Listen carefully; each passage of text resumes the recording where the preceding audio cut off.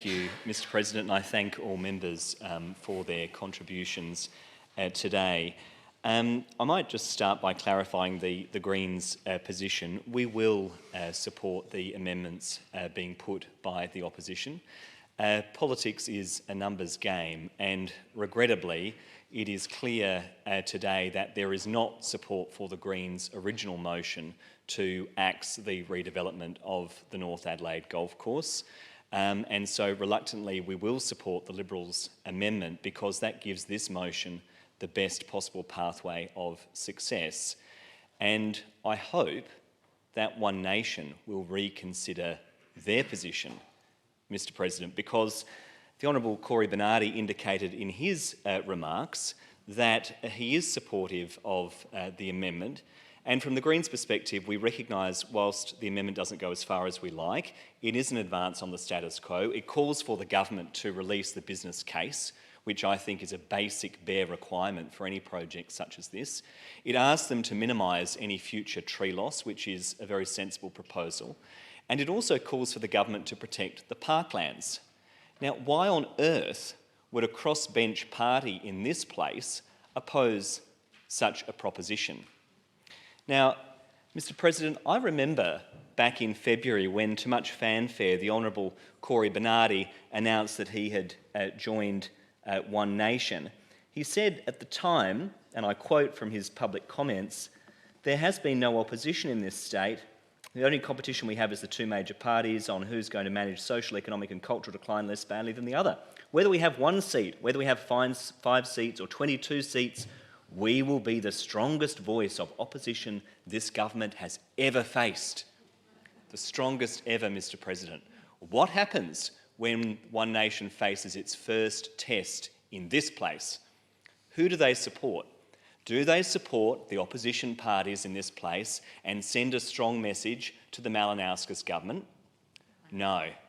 They fold like a cheap suit at the very first test and fall into line with the Malinauskas government. It is pathetic, absolutely pathetic.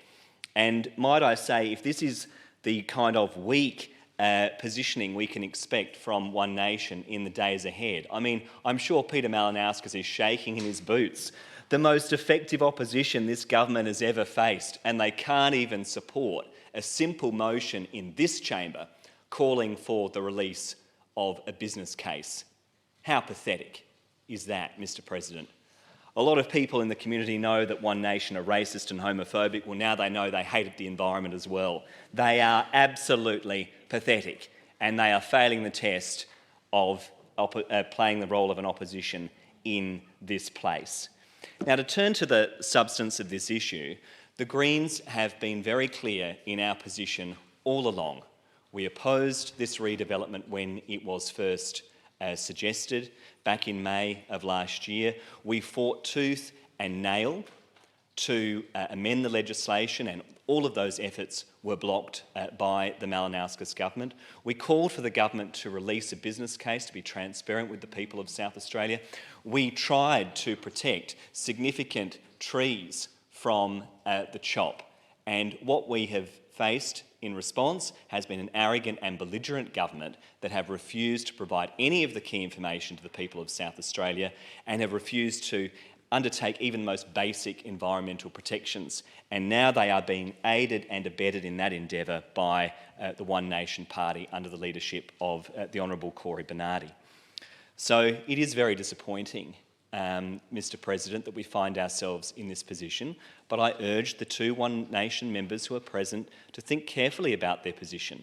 They do have an opportunity to do the right thing and to support this motion, albeit in an amended form.